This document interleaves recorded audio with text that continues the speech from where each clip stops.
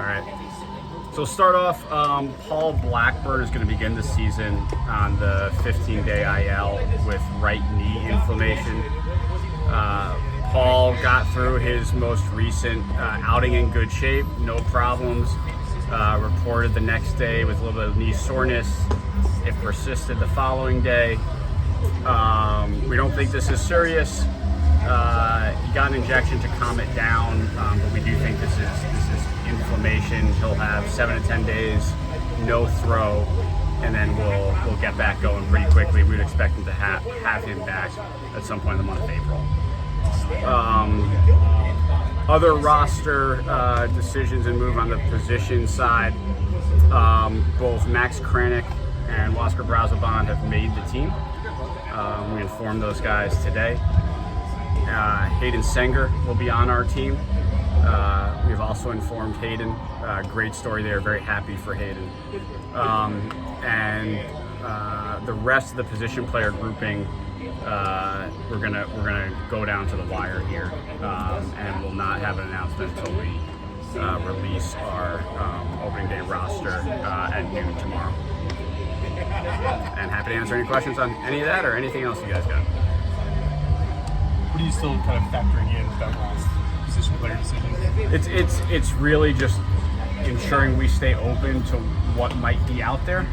This is a highly active time of year as players are on waivers, players have assignment clauses, players have upper mobility clauses, players take their outs and become free agents, players become available at the last minute before rosters are submitted.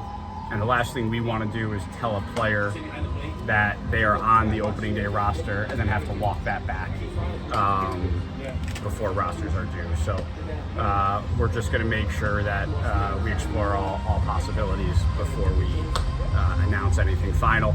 Last thing I'll mention on the position player front, on the pitcher front, AJ Minter will be active and is good to go. Those position players that you have not informed, does that include Beatty? Beatty will be on the team. Beatty will be on. Yeah, Beatty. So really just like when you. It's the last spot.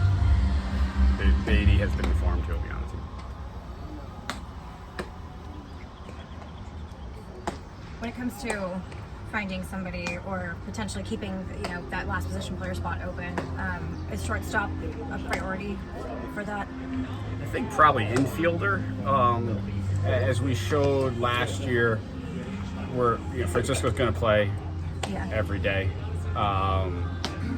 In the event of an injury mid-game, we'll figure out a way to cover it for a couple of innings, and then we can always make a move. So I don't think a traditional backup shortstop is absolutely essential. I think the roster functions better if we can do that, but it's not a must-have. And there could be portions of this year where we go through some short stretch without a true backup shortstop. With that final infield spot, I mean, we're 25-ish hours from opening day. When does it become to the point where it's just not worth it to bring something in? I think if you feel like you can either get better or improve depth, it's always worth it. It's really no different than bringing in someone mid-season, and we do that all the time for waiver claims or acquisitions from other teams. So I think we're used to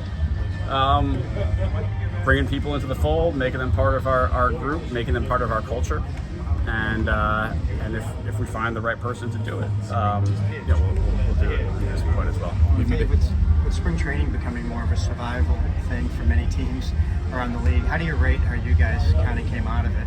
I mean, obviously took some hits to starters, pitching side. Is it kind of a grit your teeth and hope you can make it through with enough of your guys intact? Yeah, I think that's right. I've gone through spring trainings in my career where you don't really get dinged at all, and I've gone through spring trainings in my career where you take it on the chin a little bit. We're fortunate that we believe these dings to our starting rotation are pretty temporary and really not overly concerned about any of them. Paul has already responded to the injection very well. Sean is throwing and is in good shape and really going through his rehab process at a really good clip, and we're excited about that. Frankie Montas had a repeat MRI a couple of days ago that showed really good healing on the lat. So at this point, we're pretty optimistic on all these guys. Now, of course, until they're back throwing well in Major League competition, we won't know for sure, but we seem to be trending in the right direction, and we're looking forward to getting them back. And in the meantime, we have guys who we think can step up and do the job. What does Montes' really good healing mean for him and resuming throwing now or at some point? So I think we're probably, in terms of like actual throwing progression, still a week or two away. But clearly, good healing is better than not healing, and so we'll certainly take that update. You mentioned Sanger being a really good story. What is, just from your seat, the pleasure of being able to reward someone like that? He earned it. I mean, he's worked incredibly hard his entire career, and he's earned this opportunity. So, yeah, it is a good story. He's not getting the job because it's a good story. He's getting the job because we think he can help us win games. He's an elite defensive catcher. Our pitchers love throwing to him. That really matters for us, and we're excited to have him on the team and looking forward to watching him play. Beatty, do you expect him to be the everyday or most day guys at second? I'll let Mendy talk about playing time. I think Brett's going to get a lot of playing time. He wouldn't be here if not, and he has also earned that ability, and he had a great spring. I think he's played pretty well over at second base, and so Mendy's going to put all these guys in the best position to succeed, and I think we'll see Brett plenty out there. Is any of the issue with the wanting him to play every day, or is that not part of the equation? I think that's always part of the equation with younger players. Is we want to make sure we're providing not only the best group we possibly can at the big league level, but also the right developmental opportunities. We know Acuna can help us here, and he's going to help us here, and it may very well be tomorrow afternoon. We just have to work through this and make sure that we're exploring all options before we set anything in stone. Why not wait on the pitchers too? You're waiting on the position player in case something comes up that might help you. Fair question. Fair question. Are you pretty convinced on the pitchers? We do that as a fair question, and we do feel like we have a very good understanding of what available pitchers are out there right now and will be out there over the next 24 hours. And we feel really good about our group there. On the position player side, it seems a little bit more fluid right now, and so we're just going to take the time to go through it. How would you assess the spring training that Acuna had? I think he had a nice spring training. Look, Luis Angel is a very, very gifted defender. I'm glad he got some additional exposure to third base. I think that was important for him, and I think towards the end of camp he started playing a really strong third base, and that was great to see. Offensively, I think we saw some really good signs. We saw some ability to go the other way. We know he's got some pop in the bat when he gets to his pull side, and then we also saw where there still needs to be some growth, and he's very aware of that as well. Dave, how different does this eve of opening day feel as compared to last year, coming into your first one? I mean, this year with what you guys are coming off of last October, what you did during the off season, do you feel different as far as expectations wise?